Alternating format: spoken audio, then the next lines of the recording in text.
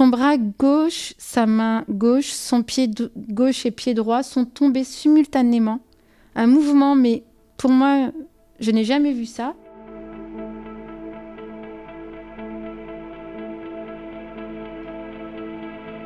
Alors bonjour, moi c'est Nathalie Dournon, enchantée Jamila.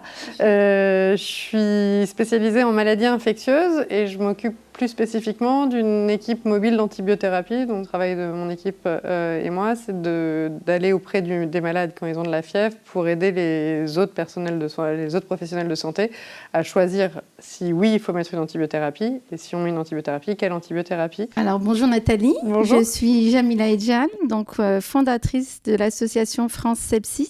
Alors elle a été créée suite au décès de mon fils Fares, qui est décédé d'un choc septique par péritonite appendiculaire. Donc effectivement, le sepsis, c'est la conséquence d'une infection.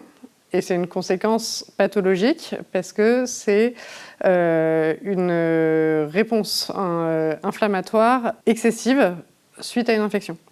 Donc en fait, la base du sepsis, c'est une infection et c'est une infection non contrôlée. Après, pourquoi certaines personnes, pour une même infection, vont faire un sepsis puis un choc septique et d'autres non. C'est des variations interindividuelles, ça peut être lié aux pathogènes, parce que le sepsis peut être bactérien, fongique, viral même. Le sepsis, c'est très très vaste, c'est-à-dire que c'est pas un organe, c'est par définition une réaction systémique, et donc ça touche tous les professionnels de soins, parce qu'on peut être infecté du bout du petit doigt et faire un sepsis, et donc faire une manifestation globale avec une atteinte cardiaque secondaire à ça. Et donc c'est une réponse inflammatoire qui est inadaptée à l'infection. Il faut prendre l'infection et la conséquence de l'infection qui est le sepsis.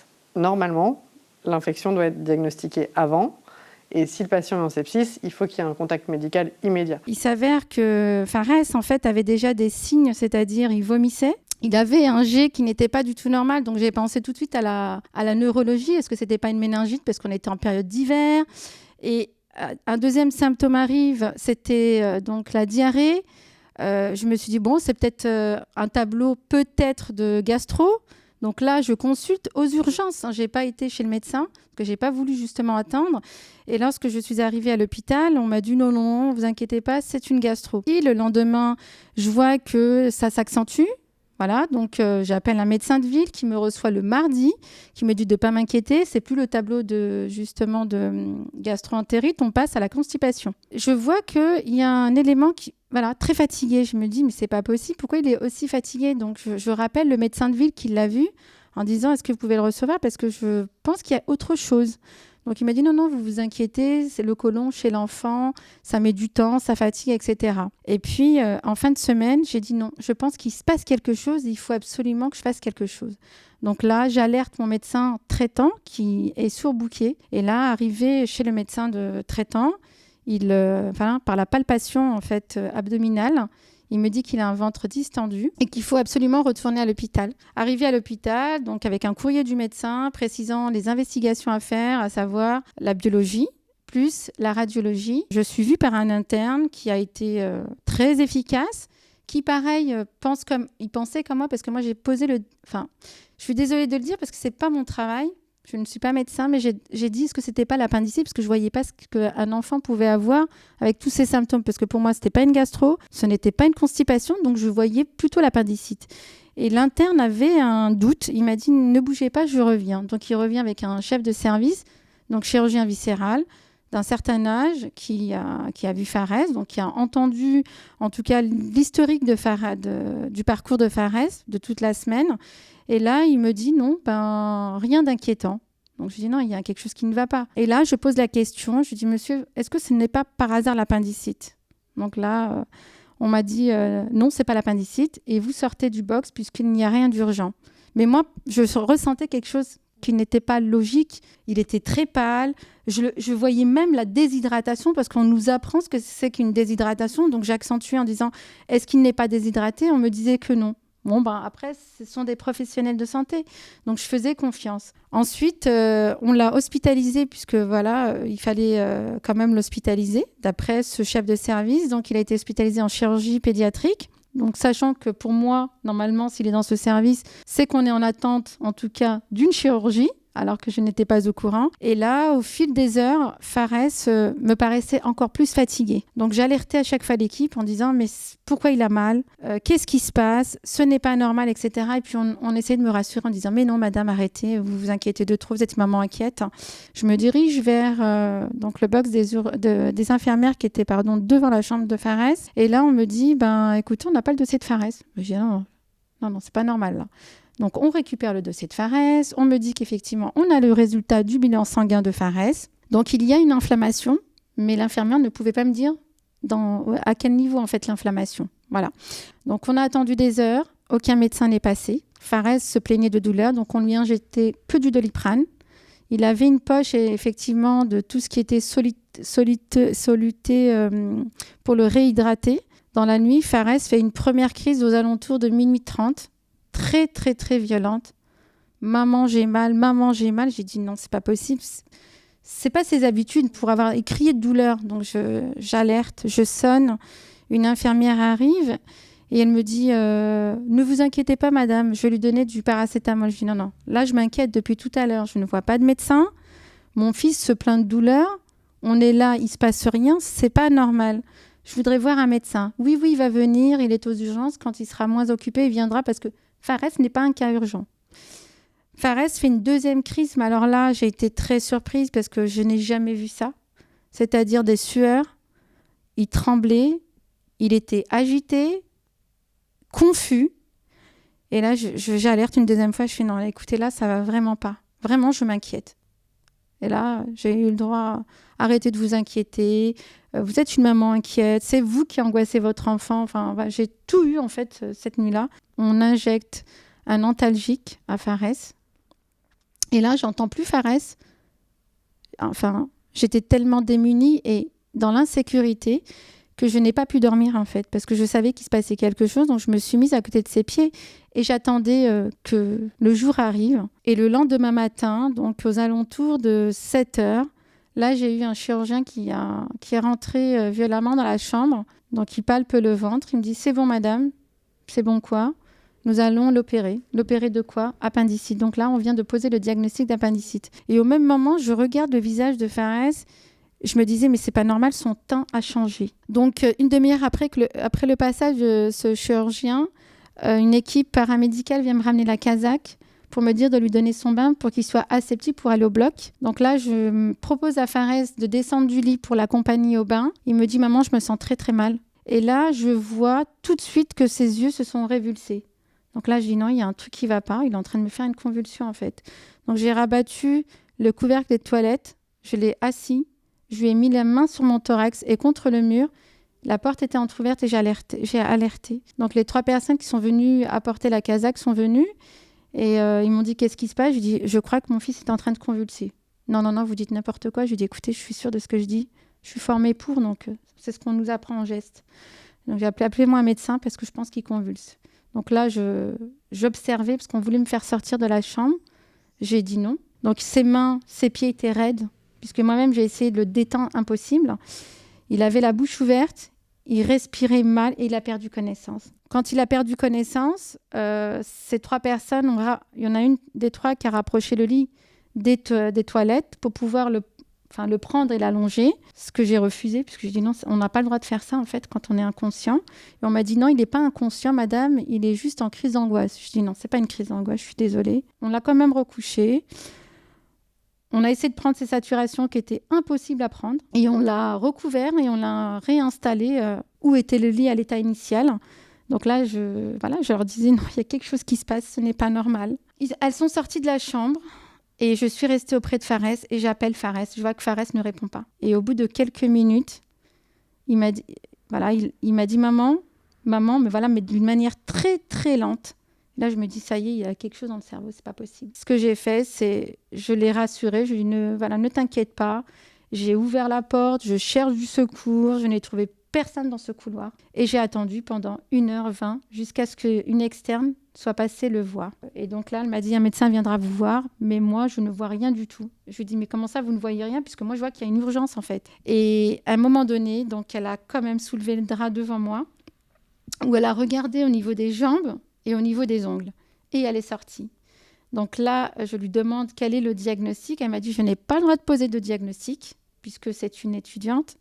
Donc, c'est un médecin qui viendrait me voir et me dire ce qui se passe. Mais pour elle, Fares va très bien. Donc là, j'ai été surprise parce que quand je lui ai posé la question, Fares commençait Enfin, pour moi, c'était une gêne respiratoire, c'est-à-dire il cherchait l'oxygénation. On voyait que c'était profond et il faisait un bruit. Enfin voilà, pour moi, il manquait d'oxygène. Qu'est-ce que ça veut dire, cette pellicule bleue sur l'ongle de mon fils? Et là, tout de suite, elle rebondit de sa chaise en me disant, ça, c'est un signe de cyanose. Mais dans le cas de Fares, il n'y a pas d'inquiétude à avoir puisque il a fait son bain. Donc, c'est le contact chaud-froid. Je dis non, Fares n'a pas fait son bain. Et puis, elle me regarde, elle me dit, vous êtes sûre? Je dis, oui, madame. Fares n'a pas fait son bain. Et là, elle me regarde, elle me dit, écoutez, puisque je vois que vous vous inquiétez de trop, est-ce que vous êtes d'accord qu'on prenne la saturation ensemble? Je dis oui, j'ai envie de prendre la saturation avec vous. C'est ce qu'on a fait. Premier appareil ne marchait pas. Deuxième appareil, elle avait du mal. Là, on essaye de capter l'index de Fares. On n'arrivait pas. Et il y en a une qui a dit, dans ces cas-là, tu vas pincer au niveau de l'oreille. Et c'est là où le verdict est tombé. J'étais à côté de cet externe, en face de l'appareil, et je vois 60% de saturation. L'appareil qui clignotait. À partir de là, l'externe sort de la chambre. Elle revient tout de suite après en me disant, c'est bon, on va descendre en SSPI. Je ne savais pas ce que ça voulait dire, la SSPI. Je lui ai dit, ça veut dire quoi? Elle m'a dit, ben là, il n'y a pas de médecin. Fares sera surveillé par un anesthésiste. Est-ce que vous nous suivez? Je dis, bien sûr. Arrivé dans le couloir, à quelques mètres, Fares pousse un cri assourdissant. Et là, je vois encore une fois ses yeux se révulser et un mouvement qui m'avait vraiment choquée, indépendamment en plus du bruit qu'il a fait assourdissant. Son bras gauche, sa main gauche, son pied gauche et pied droit sont tombés simultanément. Un mouvement, mais pour moi, je n'ai jamais vu ça, comme s'il était tombé de plusieurs étages. Voilà, un bruit, paf, voilà. Pour moi, il était mort. Je me suis rapprochée de lui. Je me suis dit, non, ils vont quand même faire le massage cardiaque. Personne ne réagissait. Tout le monde se regardait et personne ne réagissait. Donc, j'ai dit, non, il faut que tu fasses le massage cardiaque. Et comme j'ai fait du droit, je me suis dit, ben non, je n'ai pas le droit en fait, de le toucher puisque ce n'est pas à moi de le toucher. Ce n'est plus mon domaine, en fait. Il ne m'appartient pas. On est dans une structure hospitalière. Donc, c'est à elle de faire le massage cardiaque. Et je me suis dit, mais non, il faut que je le fasse. Et puis, c'est la raison qui l'a emporté en disant, non, tu n'as pas le droit. Parce que si tu fais le massage cardiaque, on va te le reprocher et on pourra te dire que tu ne les as pas laissés faire le massage cardiaque. Et je leur ai demandé. Et on m'a dit, non, madame, il va très bien, c'est une crise d'angoisse. On a continué ce parcours, en tout cas, pour aller en salle SSPI. Arrivé donc dans cette salle SSPI, c'est une grande baie vitrée. On m'a dit, stop, vous ne rentrez pas puisque voilà, c'est stérile. Et là, toute une équipe était autour de Fares. Toute une équipe, donc je ne peux pas vous dire qui c'était, mais en tout cas, tous habillés de manière bloc opératoire. La seule chose que j'ai pu voir, et d'ailleurs, ça s'est fait même pendant le trajet, c'est que l'externe a passé une lampe torche devant ses yeux. Donc pour moi, c'était terminé, quoi. On a regardé ses yeux. C'est ce que j'ai découvert ensuite dans le dossier. Il avait une médriase bilatérale. Donc pour moi, c'était clairement qu'il n'était plus là. Voilà. Après, on m'a fait partir puisqu'il y avait une dame qui m'a observée à travers la vitre, qui voulait absolument savoir qui j'étais parce qu'elle n'avait aucune information et elle ne comprenait pas pourquoi j'étais en observation. Et elle m'a regardée, elle m'a dit, madame, on viendra vous chercher en temps et en heure. Donc là, je savais pour moi qu'il n'était plus là. Et je lui ai dit, il est mort ou il n'est pas mort? Et là, elle m'a dit, je ne vous répondrai pas à la question. Je lui ai dit non, parce que je sais qu'il est mort. Donc là, hop, ça s'est terminé ici. Un brancardier est venu me chercher et on m'a dit, vous retournez dans la chambre. Et au bout de 2 heures, voilà, j'étais seule dans cette chambre puisque personne n'est venu me voir pour m'expliquer ce qui se passait. Les infirmières, elles étaient en panique.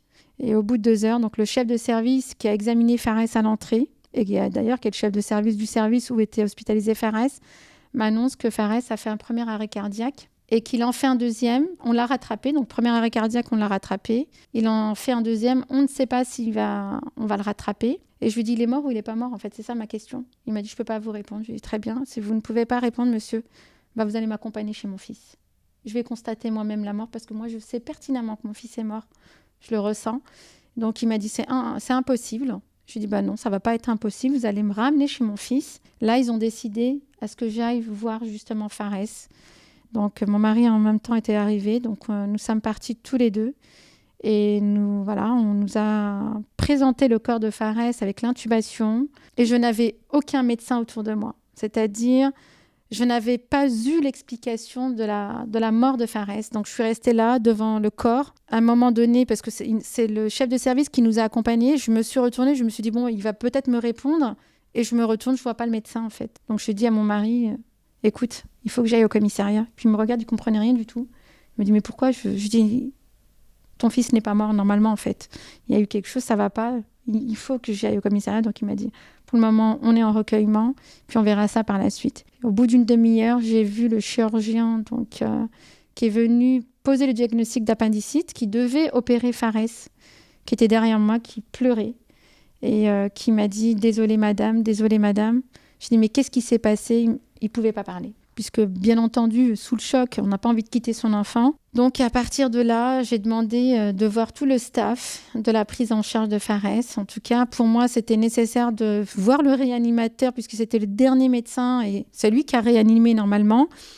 Je n'ai pas eu le droit, tout simplement parce que l'équipe, soi-disant, était sous le choc. Donc, à 16h30, quand ils ont vu que je ne voulais pas quitter l'hôpital, là, j'ai eu le droit à une explication par le chirurgien du matin qui m'a dit, bon, je vais vous recevoir et vous expliquer ce qui s'est passé. Avant de mourir de sepsis, Fares est mort d'un non-diagnostic antérieur. Fares, typiquement, alors, je ne dis pas que le diagnostic était facile et c'est ce qu'on nous apprend pendant les études de médecine, c'est que le diagnostic d'appendicite, qui est un truc, l'appendicite dans l'esprit commun, c'est idiot. C'est-à-dire que c'est l'enfant de 11 ans qui a mal au ventre, il a 38, il vomit, il vient à l'hôpital, on diagnostique l'appendicite. Je me rappelle, moi, quand je suis passée en chirurgie digestive externe, on m'avait appris que, attention, parce que l'appendicite, c'est un diagnostic très difficile. Parce qu'effectivement, on sait qu'il y a des gens qui sont opérés pour une suspicion d'appendicite où finalement il n'y a pas d'appendicite, et l'inverse, et qu'en fonction de là où est l'appendice, on peut croire que c'est le foie, on peut croire que c'est une infection urinaire, et c'est pas un diagnostic si évident que ça. Et donc ça, je suis incapable de juger du dossier, et voilà. Mais ce qui est sûr, c'est qu'avant de mourir de sepsis, il y a un moment où il a vu un médecin, puis un deuxième médecin, puis un troisième médecin, puis je ne sais pas combien de médecins, avec une appendicite qui était là et qui n'a pas été diagnostiquée. L'objectif, ce que vous a dit réanimateur, c'est que le patient n'arrive pas en choc septique. C'est ça. Et pour que le patient n'arrive pas au choc septique, il faut diagnostiquer les infections et bien diagnostiquer les infections. Alors, je crains que malheureusement, il y ait toujours des erreurs. Ça, c'est certain. Mais le problème dans cette histoire-là est antérieur au sepsis, en fait. C'est-à-dire qu'il a eu une infection dont une prise en charge était chirurgicale, qui n'a pas eu lieu. Et donc, derrière, il a eu le sepsis. Alors après, ça s'est mal passé, les rapports avec les équipes ont été ça. Ça, c'est de l'histoire interindividuelle. Et voilà. Mais je pense qu'il y a deux problèmes dans ça, c'est qu'il y a eu un sepsis et qu'il y a eu une infection avant, non diagnostiquée, non traitée, et ça, c'est un vrai souci. Probablement, il faudrait refaire une interview sur comment discuter de l'accueil des familles et comment c'est géré, parce que dans votre histoire, c'est abominable, quoi. C'est pas normal qu'on vous ait pas écouté. Bon, voilà. Sur la communication, C'était terrible. D'un autre côté, la communication, on sait aussi qu'il y a le temps dédié à ça et en fait on n'a pas assez de temps et on ne fait pas les choses bien et ça c'est certain et c'est regrettable, mais c'est sûr que probablement les temps d'attente qui ont dû être un enfer pour vous, l'interne devait être au bloc ou je sais pas, enfin clairement il n'était pas en train de se tourner les pouces non plus. Je pense très compliqué, c'est sûr qu'on manque de temps, d'argent et de formation au contact avec les familles, au contact avec les parents dans le cadre de l'enfant. Et ça, c'est sûr que tout ça, ça a pêché. Donc je pense qu'il y a avec votre histoire, il y a une succession d'endroits où ça a dysfonctionné. Et c'est certain que c'est jamais, de toute façon, l'erreur d'une personne. C'est toujours une chaîne interindividuelle. Typiquement, dans l'histoire de Fares, le problème est une appendicite non diagnostiquée qu'un sepsis au premier plan. Après, le problème, c'est qu'il est arrivé au stade de sepsis et que ça n'aurait pas dû arriver. Et ça, c'est vraiment un truc sur lequel il faut qu'on apprenne à prévenir ça. Et c'est sûr qu'il faut qu'on améliore nos capacités diagnostiques, de diagnostic rapide. Ça, et après, il y aura toujours des histoires compliquées, des histoires horribles, mais il faut les limiter au maximum.